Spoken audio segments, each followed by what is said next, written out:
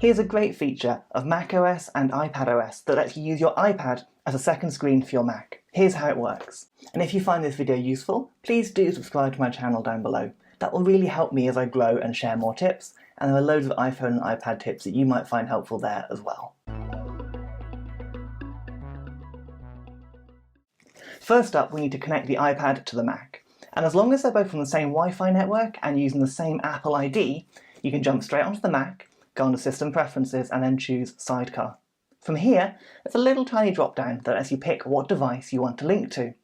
I'm going to choose Jacob's iPad 11-inch, and then it should connect wirelessly and extend your Mac desktop onto your iPad. You'll notice straight away there are a couple of little checkbox options on the Mac. These will let me change the toolbar and the touch bar to either have it on the left and right or the top and bottom of my screen. Now the toolbar will let you access keyboard commands, such as the command button, the alt button and those sort of things, and the touch bar will mimic the touch bar on a MacBook Pro depending on what app you're using. I'm going to turn off the toolbar, but I'll show you how the touch bar works now in the Notes app. Okay, I'm going to open up Notes on my Mac, so not the iPad version, the Mac version, and I'm going to drag it across onto my iPad, literally off the edge of one display and it will come up on the other. From here, if I type on my note, you'll notice that the touch bar has got some commands. These are ones that you get on the MacBook Pro, but you wouldn't normally get them on an iPad. It just makes it a bit quicker as a touch gesture to interact with that document. For example, I can turn on tick boxes with one tap. I can use my Apple Pencil to really precisely control the iPad screen, which will then affect the Mac version of Notes. I'm then going to drag that back across to my iMac, and then we're going to change some other settings. Let's go ahead and get rid of the touch bar completely. I'm not going to use it much today, and it takes up quite a lot of screen real estate, so we'll tick the checkbox to remove that.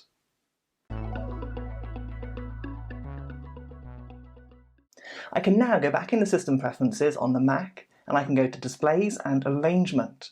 And this will let me change how the two displays connect to each other. At the moment I'm dragging things from the left of my display onto the iPad, but I could move the iPad onto the right hand side of my screen, and then I can drag things off to the right hand side. I'll keep mine on the left for now. The next cool thing to show you about Sidecar is that you can send a window from your Mac to your iPad in just 2 clicks. So first of all, you're going to hover the mouse over the green traffic light button in the top left corner of your window, and then as long as you've got Sidecar connected, you can go down and choose Move to iPad. That will then send that screen immediately onto your iPad display without having to drag and drop it across. From here, you can then make that screen full screen if you want to, or you can move it like a traditional window on your desktop. I'm going to open the Twitter app on my Mac as well, and I'm going to make sure that's on my iPad screen. Now I want these two apps side by side in split screen, and on a Mac you'd press F3 to go into Launchpad, and then you'd rearrange the windows from there. It works just the same on the iPad using Sidecar. I'm going to tap F3 on my keyboard, and then I can drag the Twitter window up into the Notes window, and that will combine them both side by side. I can change the size using that middle slider, just like you would do on the Mac normally. At this point, as I look to be scrolling Twitter, it's worth pointing out that you can't just use one finger to replace the mouse.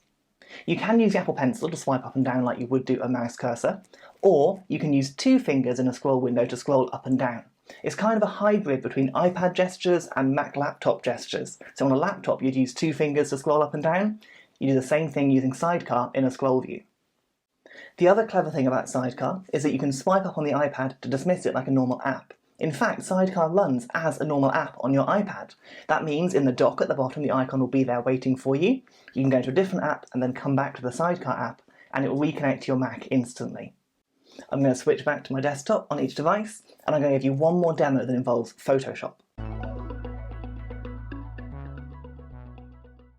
Now this is a program that I use all the time, and it's always hard getting enough screen real estate to get all the panels and options open. So I'm going to open up my document on my iMac, and I'm going to drag all of my floating panels onto my iPad screen. So my layers, my colour, my adjustments, my properties, all of those straight onto the iPad screen. All of these panels work exactly as you expect them to. I can use my Apple Pencil to toggle on and off layers to show and hide them. I can change the colour, do whatever I want.